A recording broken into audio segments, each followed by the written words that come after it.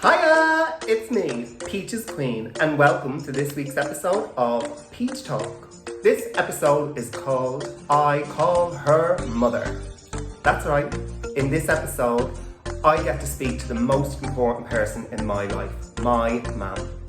I haven't seen my mum in 2.5 years due to COVID, and I miss her very, very much.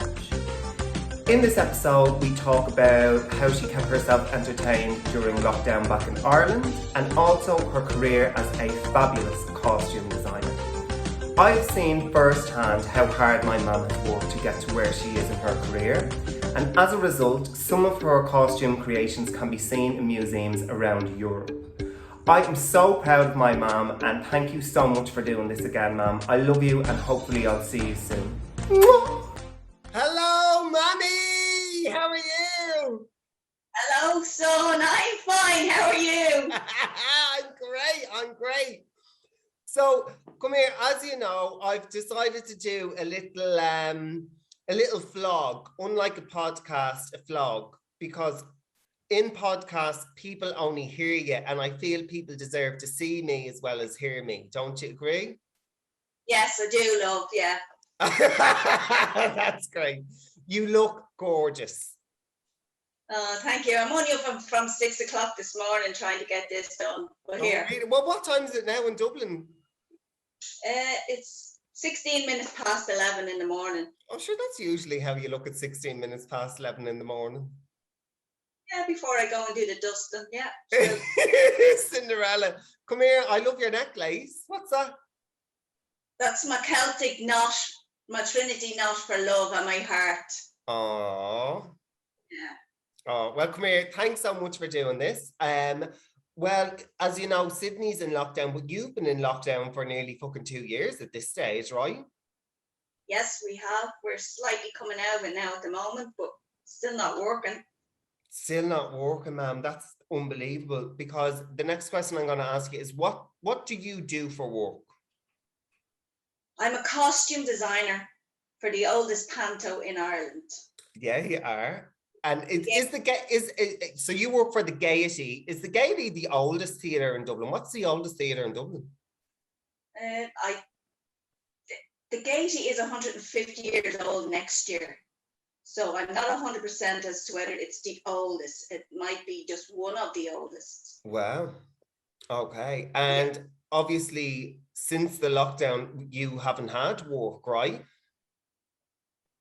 No, I haven't had work at all, no.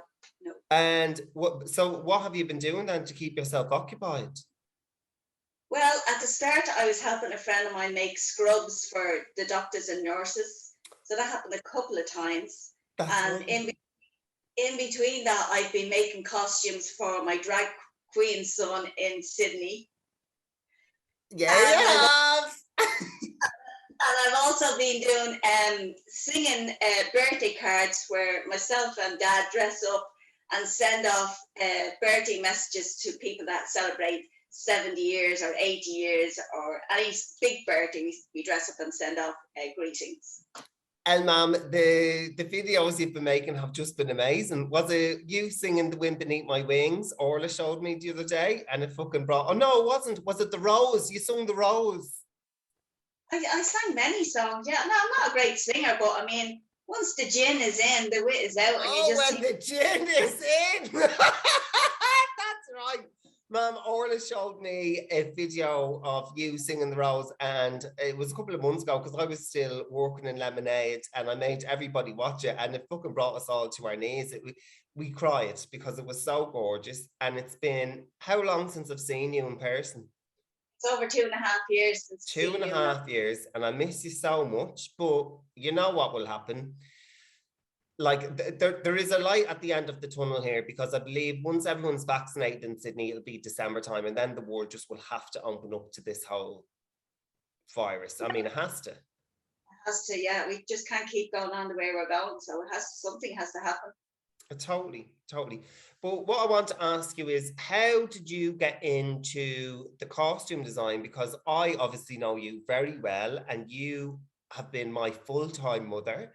And before you've done any costume or design, you worked your arse off in factories and Electric World. Do you remember you doing the lock-in in Electric World? Yeah, yeah, that was my first time. That was my first time on television, was the lock-in in Electric World. Yes, it was. I was so proud of you. You all locked yourselves in, because what happened? They just closed the shop and weren't going to give you redundancy. What happened there? They came in at 5:30 of a Saturday evening when most of the married women weren't working. And they came in at 5:30 on a Saturday evening into all of the electrical shops that they owned in Ireland and just said, right, that's it. Shutters down, we're moving out. So a lot of the guys that were in the shop rang all the women that would have been working there. And we all went in, and in a space of a few minutes, somebody knew this body from RTE, somebody knew that body from Northside People. So in the space of a few minutes, we got this onto the 9 o'clock news, because they shouldn't have done it. And then we went in. Then after a while, they weren't going to pay us certain monies that was owed to us. So then we lobbied the Dáil. So we went into Dáil Éireann, and we went in to see the TDs, and we spoke to them about it. So yeah, different things happened. It was just great to see a lot of people in the space of a few minutes organising all this. And people that wouldn't normally do likes of this, but because it was their livelihood, they were hanging on for dear life and they wanted to do it. Which was remarkable. And that wouldn't be the first time you'd done a protest, because do you remember the time we kidnapped the bin truck for the bin taxes? Yeah. Nah, do you remember we done that? We held the bin truck hostage. We held the bin truck hostage, and we had all the kids in the buggies going up and down. I think we made the news again that time. Yes, you did, because it wasn't Claire Daly. She got thrown in jail. Oh, I don't know who got thrown in jail. I can't remember that far back, but I do remember that. And we had the bin truck for a couple of days because some of us had to sleep out overnight to make sure they didn't come and take the bin truck away. Yeah, in the cars, and there was tents and all. Yes, that's true. Yeah, like it wouldn't have been very health and safety. You wouldn't get away with doing it now. But I mean, going back a couple of years ago, yeah, you just did it. You just when people admire you so much, you just want to get your voice out there. You just want to stand your ground and let them show that you're not a walkover. Well, listen, this is where I got it from, folks. You're absolutely right, Ma. And come here to me. So you done all them kind of jobs, but what made you get into costume? Well, I had 2 children, and I had one son who always wanted something different from everything else. And I went into the toy shops and I couldn't buy it. So, and I was always good at sewing. So I used to anything that was in the house that I could cut up to make a costume, I would make a costume for him, because he always wanted to be slightly different than everyone else, and I couldn't buy it in the shop, so I had to do it myself. So that's when I started. It started with you as a child. Do you know what one of my favourite outfits was whoever made for me? Do you remember you dressed me up as Peter Pan? I love that costume, yeah. Oh, yeah. Like, wasn't that attention to detail? We had the tights, the boots, and the little cap. Yeah, well, you have to make it known who it really is. So yeah, I like that one too. Yeah, I really did like that one. That was one of my favorite. After the Madonna one, no, actually Peter Pan was probably my favorite, and then Madonna came later. But that's what you done. So anyway, but Mom, you never went to college or school or like a fashion design school until I was doing my leaving cert. So what made you say, do you know what, I need to go and study this? Well, I was working in shops and that, and I never really had a profession because it wasn't heard of when I was in school. You just got your leaving or your junior cert at the time, or inter cert at the time, and you just went out and you got yourself a job. So you were never encouraged to go on to college, and the money was never there. So then I got married and had my 2 kids, and you Gorgeous actually came kids. home. Oh yeah, 2 fabulous kids, and you actually with a prospectus because you were going to study to be an actor. And I remember reading this prospectus and going through it, and I said, "Oh, costume design. Oh, yeah, I'll have a bit of that." And that was in Inchicore College over in Inchicore. So I actually rang them and I said, "Could you send me out an application form?" He said, "Yeah, but you have to have stuff made up and you have to have designs." Now I can sew to my heart's content, but I'm not a great drawer. So here I am. Oh, what am I going to do here? I need to show my designs before my actual costumes. I had made the costumes. So I got a good friend of mine who has actually passed away since, Deborah Gaffney, to come over and help me draw all these designs up. I put them up and she helped me draw them and showed me what to do. So then I sent the application away to Inchicore, and I was interviewed by Leonore McDonough, who runs the course over there, and got the course. I was working in a bookshop at the time, part-time, and got the course. So it meant that I could only work in the bookshop at the weekends. So I was over in the course from Monday to Friday, 9 to 5, getting 2 kids out to school. And then on a Thursday, Friday, Saturday, and Sunday, I was in the bookshop to get my bus fare so that I could go to college the following week. So that's when it all started. And I went into the first day of college, I went in and I was the oldest person in the class. And I was mortified. And there was one other boy in the class. And I said, well, that's grand. I'm the oldest and he's the only boy. So that means we've something in common. We're the two odd ones out here.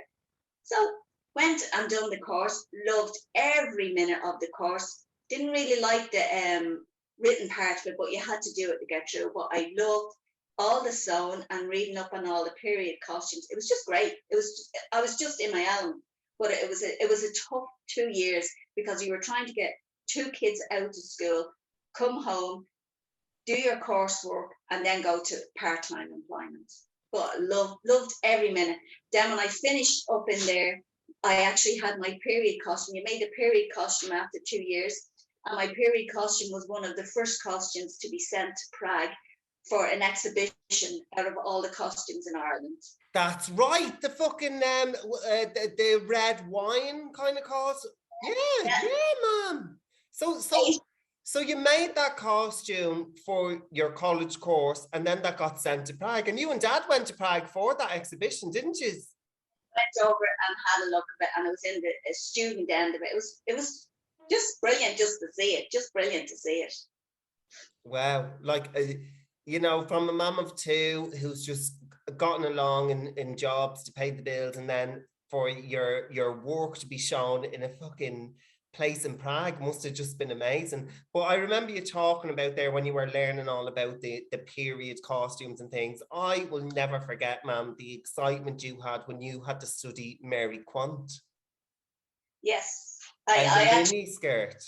Yeah, I had to do a thesis. Yeah, at the end of it, you do your thesis, and I did it on the mini skirt and the revolution of the mini skirt. And I thought mini skirt was a mini skirt. I didn't know what was involved with a mini skirt and how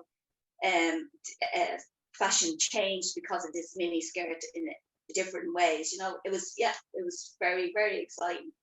And it was great just to read up about it and find out things that you didn't actually know. You have this little mini skirt and you just know that behind it, the history that's all behind it. Yeah, it was really cool. It was fabulous, and it was amazing to see like your passion towards that whole thing, because obviously being your child, you know, we never appreciate our parents when, you know, they're there and doing things. But when you move out of home, you realize, Jesus Christ, it's hard enough to get out of bed as one person and get on with life, let alone run a house plus study. Yeah. So it was fabulous. And I'll just never remember your enthusiasm towards that Mary Quant project. It was gorgeous. So how did you end up getting a job as the costume designer in the Gaiety? How did that happen? Well, my first gig was in the Helix, and I got recommended by Leonore McDonough, who was the course director in Inchicore. And from then, it stemmed from there. And then I worked with another designer, Joan O'Clery, who is a good friend of mine. And I was working with her, and she was doing the designing in the Gaiety. And she says to me, do you want to come in as the supervisor? And I said, yeah, well, I've never really done that. So when I went into the Gaiety, it was 3 to nearly 4 months intense work of getting costumes to go on stage. So then after that, the director rang me when I was on holidays in Ibiza and says to me, Pauline, would you be interested in doing the design for the Gaiety Panto? And I said, yeah. He said, now, I remember him saying to me, now all you have to do is buy tights and knickers. I said, okay, right, that's grand. So the first year I went in, we used to hire our costumes in. And then after 2 years of me being there, we did a Cinderella and we couldn't find a blue Cinderella dress.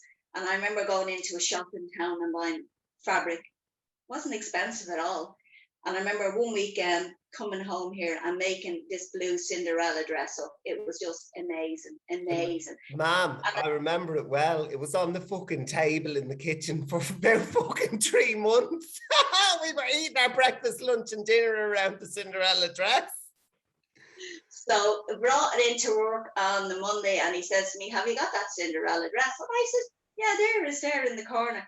So he went, oh, okay. Oh, well, can you bring it up to rehearsal room to try it on? So we brought it up and tried it on Cinderella. It was just gorgeous. It was just a beautiful dress. And that dress actually, to me, that was a magical dress because that dress actually fitted 7 people and all the 7 people were all different sizes. Like I tried it on, the Cinderella tried it on, Orla, my daughter, tried it on, and it fitted everyone. And it was only made to fit one girl, but it fitted 7 other girls. So to me, that was the magical. Ma'am, that was the fairy godmother dress. It would fit whoever tried it on. Yeah. So I had my wand, and it fitted everyone. And your little wand. So anyway, that's how you got into the theatre, right?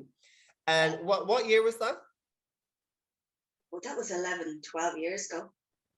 No. 11, 12 years ago. And since then, every year consecutively, you've been the designer on the Gaiety Panto. Yes, I have. Yes. And after the first 2 years of me being in there, we realized that the stuff that we were doing, we couldn't get costumes for. So they decided, well, if we can't get them, we'll get them made. So that meant I used to go in July with another girl and we'd start making the costumes for the Christmas Panto from July onwards, from scratch. So pretty much your work year would start in July and then Panto ends when? February? It ends the end of January. Wow. So from July to January, you were just, busy making things. Making, yeah. And what was it like when you were introduced to the world of the Tesbitherian, when you got to meet actors and sound men and light men and crew men? Because, ma'am, you would have just came from your house in Santry being a mother. So, I mean, like, what how did you feel when you were thrust upon this world of very theatrical people? It is a culture shock because I don't like being in the limelight. I don't mind working in the background. I wouldn't be as forward as my son. I don't know who your son is. So yeah, I would be quite shy. I really would be quite shy. And then these people were big personalities and they're not afraid to tell you what they want. And me being little me and here, I was, oh my God, how am I going to deal with this and here? And oh God. So you sort of, because I've had to put on a little, what would you say? Be a little bit of hard face and try not things annoy you. So yeah, it was a big culture shock. I wouldn't have been used to that many big egos altogether. No, they're nice people, yeah, but big egos Oh, altogether. hello, actors, ma'am. Of course, well, everybody in the theatre. But I find that so funny. You always say that big personalities because out of anyone I know, you probably have the fucking biggest personality out of anybody. And you hate to admit that, but ma'am, you really do. I don't, Luke. I'm not. I would be quite shy now. I really would. Yeah. Would you be quite shy? Go away out of that. Sometimes I think I'm an actor. I put that face and the lipstick on, and you sort of put that falseness on so that you're not seeing. Yeah. Hello. You step out there and you just say, right, this is it. This is this fucking bitch starting here, Woo-hoo! Mom, but that's it. That is because you went into that world and then you had to become the Tesbitherian, because let's face it, out of any production, if there's no fucking costume on stage, there's no actor on stage and there's no prop man to design a set on. So it kind of it really does go back to the whole design concept before anything happens, any movie, any play, and you were at the forefront of that. Yeah. Yeah, it was really, yeah. Yeah, so give yourself props for that because it was amazing. Yeah, pat on the back. But come here, the next question would be, what is the best part of what you do? The best part of what I do is when the finale in the Gaiety Panto, because I just love making finale costumes. But when I walk out, and I always do it at the end of the opening night, I sneak out and go out to the auditorium at the back, and I stand at the back, and I'm looking at all these fabulous costumes on stage after going through and torture getting them there. And you're standing up and you're looking at it, and you're seeing all these people standing up and clapping, and that just the sparkle on stage of all those costumes, you say, that's what it's all about. That's what it's all about. And then you have the director coming over to you, and you're standing there and you're looking, tears in your eyes, and he says, well done. You know, that's just what it's all that crying and torture and hard work beforehand. Just for that minute, it's just worth it. Yeah, that's it. And that's amazing. And it's funny as well, because obviously when I lived in Dublin, I was able to see you go through them struggles and torments and tears and tantrums. But any creative person, if you don't cry over your work or you don't hate what you've produced, there's no way you can grow and expand. Do you know what I mean? If you were to make a dress and say, oh, that's it, it's fabulous, you've never done that, you know, because you're always constantly looking for improvement and, oh, fuck, someone else done this and I should have done better and I should have done better. But that's how we grow as artists, right? Yeah, that's true. Yeah. And now you've realized that as well, and especially in such a high pressured cooker that would be a pantomime family with everyone involved. Like if someone says, oh, they don't like that, it really gets you, but you're like, oh, well, I'll fucking make it better next time, you bitch. You know what I mean? So that was the best part of what you do. What is the worst part of what you do as a costume designer, ma'am? What's the worst part? Oh, I don't think I can say it. No, you can't. You can say anything. The worst part is trying to get the director to think the same as you. Well, of course, right? So, I mean, for people who don't understand, it's like a pyramid, yeah? The director's on top of the pyramid. And he scales down on what he thinks and what he thinks. And it's, I mean, you know, me and you have designed things together, and you know what it's like. If I don't like what you've done, you'd be like, hang on a minute. Fucking been up for 8 hours doing this. Now you're telling me you don't fucking like that. So I can get how hurt it must be for someone to turn around and say, oh no, actually we don't need that anymore, or no, that's not good enough. Could you just do something else? Well, it is. It can be quite hurtful, but then again, you have to. It's all part and parcel of the job, and I mean, it's like every job. Some jobs are nice, some jobs are not nice. So I mean, you just have to try not take it too personal, which can be hard at times, because sometimes you'd say, "What the fuck's going on here?" But then again, you just have to take it that it's not personal, that they're not actually getting at you. Totally, because it is work at the end of the day, you know, and I'm sure whoever is giving you them instructions has a million other things going on, and your little part of what they do is kind of pretty irrelevant, but at the same time you've spent all your time and effort doing it, and for someone just to be like, nah, it's not working, that's not good enough, that would definitely hurt. Well, anyway. The other question is, do you have a particular saying or expression that you live by in life? Do I have a particular live and let live? Oh my God, I'm sitting here watching the news in Sydney, and there's all these people protesting, people wanting to wear masks, people to want to do the right thing, people who don't want to do the right thing. And I sat here today and I said to Gillian, my housemate, oh, sure, you have to live and let live. You have always said that to me, ma'am. Always. Each to their own, yeah. Each to their own, live and let live. Because I mean, what good is our opinion to someone who doesn't care for it, you know? Yeah, that's very true, yeah. Wow. And so right now there's no theatre going on, is that correct?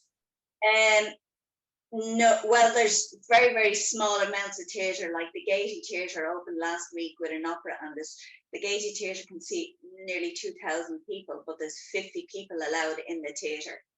So that's 50 people, a 2,000 person venue, and only 50 people can go and see a show. and the same. We had West Side Story here in the Bord Gosh last week or the week before, and again, only 50 people allowed in the theatre. Like, it's just disgraceful, and a lot of the younger people that were involved in theatre, even my age and that, have gone on and done other jobs because they can't afford to live. They just can't. Like, they just they're not able to pay their rents or their mortgage, so they have to go and get other jobs. They can't wait around for this theatre or entertainment to open up. Like, they're the forgotten people at the moment. It's a living disgrace, really and truly. I mean, and it's funny you mentioned that as well, because that's what Davina is giving out about as well. It was the first industry to close, and it's going to be the last industry to open again. And you know what? It's the only industry out of fucking food, alcohol, whatever, that gives people pleasure and removes people from their They're not. daily lives, you know? Yeah. Now, I don't know whether they can come up with other ways of getting around it. I honestly don't know. But I mean, give us a fucking break here. Like, we're there, we haven't worked. Well, I haven't worked since last January, 12 months. Other people haven't worked since last March, 12 months. And the entertainment industry, when it does open up, you're going to have all these politicians coming in, clapping, and wow, we is a fabulous. And like, in the meantime, they haven't given a fuck about them. No, I know. I mean, like, what good is it them showing up to a show in fucking 3 months' time saying it was fabulous? It's like, and especially for Yeah. someone who would be like, obviously you're in a fortunate position where, you know, you're comfortable, you can be at home and you have a partner that works and things like that. But yeah, imagine being a young actor or a dancer or whatever, having to get a job in Super Queen. Not that there's nothing wrong with getting a job in Super Queen, but for someone who's creative, it would completely deplete you, wouldn't it, as a person? Because I know it would freak me out. You see, yeah, once you're used to being out there and expressing yourself and expressing yourself in front of people, like, yeah, I imagine, yeah, it would be very hard to go back to a 9 to 5 job. Not saying that there's nothing wrong with a 9 to 5 job, because there isn't, but there's people for each. Yeah. There's a box. Yeah. There's a box. That's the wrong term. But there's a job for each people. We all Oh, have our own 100%, talent. 100%, yeah. Wow. So Okay. Well, listen, thank you so much for doing this little interview. You look great, and that was brilliant. And hopefully, give me a few more weeks, I'll get it all posted and posted online. But thanks a million. And sure, I'll give you a call tomorrow. I love you so much, and you look gorgeous today. Well, I love you because I really do love you, because I wouldn't do this for anyone else. Oh, I know. I know. Go on. I love you loads. Give me love to Dad, and I'll speak to you soon. All right. Love you. Bye. Mwah, mwah.